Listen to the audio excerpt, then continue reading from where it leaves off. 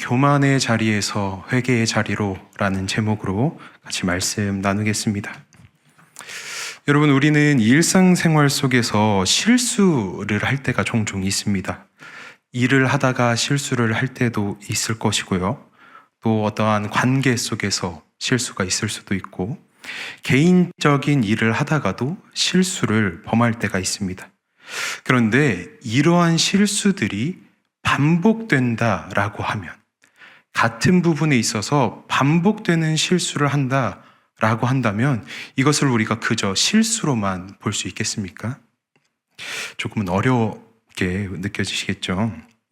같은 일을 할 때 반복해서 실수를 하고, 또 사람 사이의 관계 속에서 같은 이유로 반복되는 실수를 하고, 또 개인적인 일을 처리하는 것에 있어서 또 같은 부분에서 계속해서 실수가 일어난다면 그건 그 부분에 있어서 생각을 하지 않거나 아니면 잘못됐다라고 인식을 하지 않기 때문에 그런 일들이 일어날 것입니다. 이렇게 일상생활에서도 우리가 인식하지 못하는 실수들을 하듯이 우리의 신앙생활에서도 잘 인식하지 못하는 그런 부분들이 있습니다. 하나님 앞에 알지 못해서 짓는 실수일 수도 있고요. 전혀 생각해보지 못한 부분에서의 실수들이 일어날 수도 있습니다. 하지만 우리의 신앙생활에서 일상과 마찬가지로 계속되는 반복적인 부분에서 실수가 일어난다면 그저 실수라고만 이야기하기 어려울 것입니다. 잘못된 부분을 인지하지 못하고 계속돼서 그것이 일어나면 그것이 쌓이고 쌓여서 또 점점 그 잘못에서 무뎌지게 될 수 있다라는 것입니다. 나도 모르는 사이에 내가 죄의 자리에 들어가 있을지도 모른다라는 말씀입니다. 이것이 죄인가? 이것이 문제인가? 인지하지 못하는 지경에 이르게 될 수 있습니다. 오늘 말씀을 통해서 우리가 가장 실수하기 쉽고 또 알게 모르게 죄의 자리로 빠지게 되는 부분, 이 부분을 하나님께서 분명하게 드러내십니다. 그 부분이 무엇인가? 바로 교만입니다. 교만하다는 것이 그렇게 큰 일인가? 교만하다라는 것이 우리에게 있어서 그렇게 큰 잘못인가 생각이 들기도 합니다. 일상적인 세상에서 우리가 사회적으로 보았을 때 교만하다라고 여겨지는, 그렇게 생각이 되는 누군가를 보면 눈살이 찌푸려질 수는 있지만 그 사람으로 인해서 누군가 피해를 받지 않는다면 그냥 그러려니 하고 넘어갈 수도 있을 것입니다. 그런데 우리의 신앙에 있어서 가장 큰 문제, 이 교만이 주는 가장 큰 문제는 모든 기준이 자기 자신이라는 것입니다. 그 안에 하나님이 결여되는 상태가 됩니다. 또한 이 교만이 어떠한 위험 부담을 안고 있는가? 그것은 바로 언제인지 모르게 내 삶 가운데에, 이 마음 가운데에 교만이 틈타서 찾아온다라는 것입니다. 교만한 마음이 지속될수록 하나님의 은혜를 잊어가고 하나님의 자리를 나의 자리인 것처럼 채워가게 된다. 이것이 교만이 우리에게 주는 가장 큰 문제 중에 하나입니다. 제가 요즘에 한창 다이어트를 잘 하다가 최근에 다시 이렇게 좀 동글동글해져 가고 있습니다. 그런데 이 살이 찌면 찔수록 이 비만에 대해서 고민을 하는데, 왜 이 비만에 대해서 고민을 하는가? 단순히 살이 찌는 것에만 문제가 있는 것이 아니라 이 살이 찌는 걸로 인해서 일어날 수 있는 문제들이 걱정이 되는 것이죠. 또 한 가지 일례로 감기를 우리가 생각해 보면 언제 어디서 어떻게 걸렸는지 모르게 감기가 찾아옵니다. 그런데 이 감기 때문에 문제가 되기보다는 이 감기로 인해서 일어날 수 있는 합병증들, 이 감기로 인해서 파생될 수 있는 여러 문제들 때문에 감기가 위험하다. 그래서 우리가 손도 잘 씻어야 되고 감기에 걸리지 않기 위해서 마스크도 잘 써야 되고 그래야 한다라고 예방 차원에서 이야기하는 것이죠. 우리의 신앙에 있어서 교만이 이와 같습니다. 언제인지 모르게 틈타고 들어와서 하나님의 은혜를 잊어가게 만들고 마치 이루어진 이 모든 일이 내가 노력해서 나의 힘으로 된 것인 것 마냥 생각하게 만드는 것이 바로 이 교만입니다. 하나님의 자리를 나의 의로, 그렇게 교만으로 채워가는 것이 큰 문제이다라는 것이죠. 우리가 말씀을 통해 보고 있는 히스기야는 어떻습니까? 하나님을 의지하고 칭찬을 받는 왕이다라고 여겨졌던 이 히스기야에게도 교만이 찾아옵니다. 본문 25절 말씀을 우리 같이 읽어보겠습니다.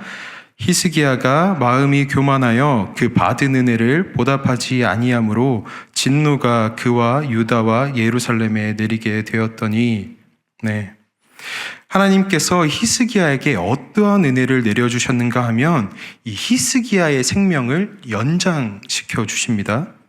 그리고 또 히스기야에게 이적을 보여주시죠. 앞절인 24절 말씀을 우리가 다시 한번 읽어보겠습니다.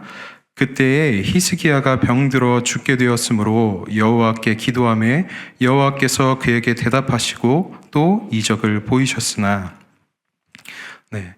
오늘 본문의 내용에 있어서 보다 자세하게 열왕기하 말씀과 이사야의 말씀을 통해서 우리가 볼 수 있는데, 그 중에 열왕기하의 말씀을 통해서 보면 열왕기하 20장에 이 히스기야가 병들어 죽을 상황에 놓인 것을 우리가 볼 수 있습니다. 이때 히스기야가 하나님 앞에 기도를 하는데 어떻게 기도를 하는가 하면 낯을 벽으로 향하여 기도했다라고 이야기합니다. 낯을 벽으로 향했다라고 하는 이 뜻의 의미가 무엇인가 하면 세상의 모든 것을 다 뒤로 한 채, 세상의 모든 것을 다 등진 채 하나님만 바라봤다라고 하는 믿음의 고백입니다. 하나님께서 이 히스기야의 기도를 들으시고 응답하셔서 히스기야의 생명을 15년 연장해 주십니다. 우리가 주님 앞에 기도할 때 이런 히스기야의 모습과 같이 기도할 수 있기를 소망합니다. 뿐만 아니라 회개의 모습 또한 이러한 모습이 되어야 될 줄 믿습니다. 주님께 기도함에 있어서 세상을 바라보지 않는 마음, 세상에 시선을 두지 않는 마음, 온전히 우리의 마음과 시선이 주님 앞에 향할 수 있는 이 모습으로 우리가 기도를 할 수 있기를 소망합니다. 또한 본문 24절에서 말하는 이적은 하나님께서 이 아하스의 해시계의 그림자가 10도 뒤로 물러나는 이 이적을 보여주십니다. 이렇듯이 하나님께서 함께 하시며 능력과 은혜를 충분히 베풀어 주셨음에도 불구하고 히스기야의 마음 가운데에 교만이 틈탔다라고 하는 것이죠. 어떻게 이런 은혜와 이적을 많이 보여주셨음에도 불구하고 긍휼을 베푸셔서 형통함을 누릴 수 있게끔 하셨음에도 불구하고 교만이 틈탈 수 있었는가? 그만큼 이 교만이라고 하는 것이 아주 교묘하고 작은 틈만 보여도 우리 안에 충분히 틈탈 수 있는 문제이기 때문입니다. 일이 잘 풀리고 도리어 형통하다, 어떠한 문제가 없다라고 여겨질 때 더 이 교만이 틈타기 쉬워질 수 있다라는 것이죠. 처음에는 하나님의 은혜입니다 라고 고백했지만 점점 이 은혜가 익숙해지고 무뎌질 때 교만이 더 잘 틈탈 수 있다라는 것입니다. 다시 오늘 본문인 역대하 32장 말씀을 보면 27절부터 30절까지 히스기야가 누린 이 부와 형통에 대해서 이야기하고 있습니다. 얼마나 많은 부와 형통을 이 히스기야가 누렸는가 보면 은금과 보석과 향품과 방패, 그리고 온갖 보배로운 그릇들을 모아놓을 수 있는 창고를 하나 만들고, 또 곡식과 새 포도주와 기름을 쌓을 수 있는 창고를 하나 또 만들고, 온갖 짐승들과 양떼의 외양간과 우리를 갖출 정도의 부를 갖습니다. 또 이 히스기야가 기온의 윗샘물을 막아서 성 안으로 이 물을 끌어들이는 일까지 다 하는 일마다 잘 되는 것이죠.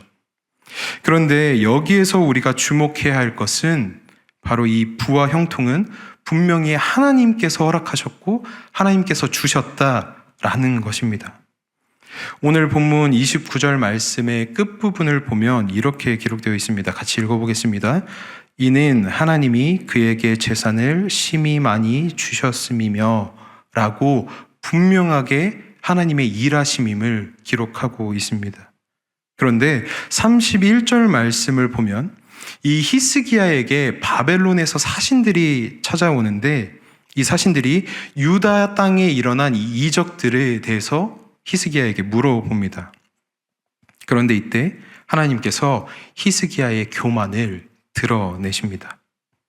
이 부분을 열왕기하 말씀을 통해서 같이 보겠습니다. 열왕기하 20장 14절과 15절 말씀입니다. 읽어보겠습니다. 선지자 이사야가 히스기야 왕에게 나와 그에게 이르되 이 사람들이 무슨 말을 하였으며 어디서부터 왕에게 왔나이까? 히스기야가 이르되 먼 지방 바벨론에서 왔나이다 하니 이사야가 이르되 그들이 왕궁에서 무엇을 보았나이까 하니 히스기야가 대답하되 내 궁에 있는 것을 그들이 다 보았나니 나의 창고에서 하나도 보이지 아니한 것이 없나이다 하더라. 이사야 선지자의 물음에 이 히스기야가 답한 대답입니다. 여러분, 이 히스기야의 대답 속에 지금 누가 보이지 않습니까? 하나님이 보이지 않습니다. 하나님이 보이지 않습니다. 분명 하나님께서 재산을 심히 많이 주셨다.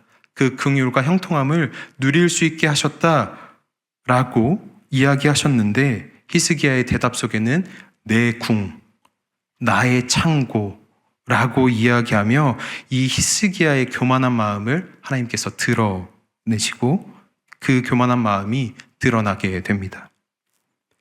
교만은 우리의 삶 가운데에 하나님이 결여된 그 순간부터 시작됩니다.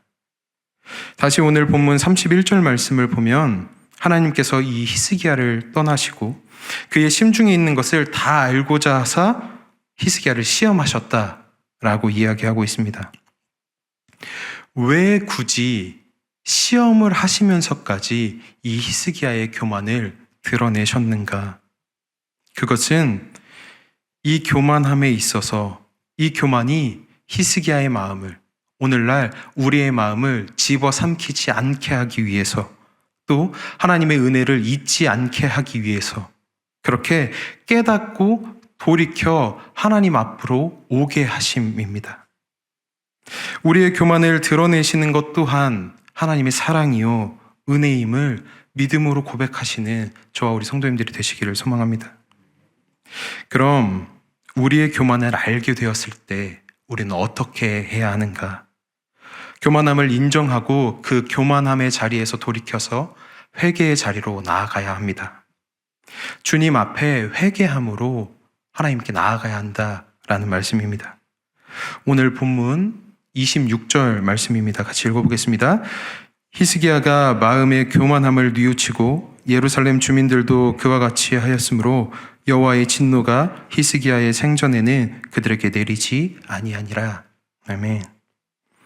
하나님께서 우리의 죄를 드러내시는 그 이유는 우리를 벌하시기 위함이 아니라 회개하여 주님 앞으로 돌이키게 하시기 위한 하나님의 바람이시며 우리를 죄로부터 자유하게 하시고 그 죄 가운데서 우리를 용서하시기 위함이다 라고 하는 말씀입니다.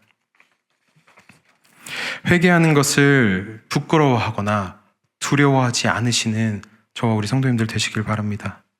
회개는 하나님의 자녀로서 하나님의 백성으로서 살아가게 하시기 위한 하나님의 사랑이요 하나님의 자녀에게 주어진 특권임을 우리가 고백할 수 있기를 바랍니다. 사랑하는 성도 여러분, 예수님께서 말씀하신 것과 같이 우리가 어느 부분에서 넘어졌는지 기억하고 회개하며 겸손히 주님 앞으로 나아가는 저와 우리 성도님들이 되기를 소망합니다. 오늘 하루 중에도 우리의 매일의 삶 가운데에서도 분명히 언제고 틈탈지 모르는 이 교만과 죄의 문제에 있어서 회개함으로 주님 앞에 마음과 시선을 돌릴 수 있어야 합니다. 실수였다면 그 실수를 인정하고 교만함이었다면 그 교만함을 인정하고 하나님 앞에 지은 죄가 있다면 그 죄를 인정하고 그 부분을 기억하고 돌이켜 하나님 앞으로 회개하는 모습이 우리 안에 있어야 한다라는 말씀입니다. 그 모든 것을 인정하고 넘어진 그 자리에서 돌이켜 주님 앞으로 회개의 자리로 나아가시는 우리 성도님들이 되실 수 있기를 바랍니다. 얼굴을 벽으로 향하여 기도한 이 히스기야의 모습과 같이 세상 죄를 다 등지고서라도 우리의 모든 삶이 오직 주님께 향할 수 있는 우리 열린배들교회 모든 성도님들이 되시기를 주님의 이름으로 소망합니다. 같이 기도하시겠습니다.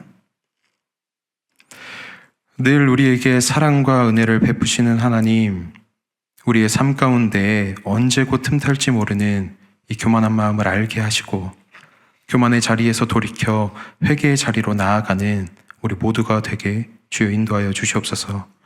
항상 우리의 삶에 주님께서 함께 하심을 잊지 않게 하시고 늘 겸손히 주님과 동행하는 우리 열린배들교회 모두가 될 수 있도록 주님 인도하여 주시옵소서. 오늘 하루도 아버지께 감사드리며 이 모든 기도 우리 주 예수 그리스도의 이름으로 아버지께 기도드립니다.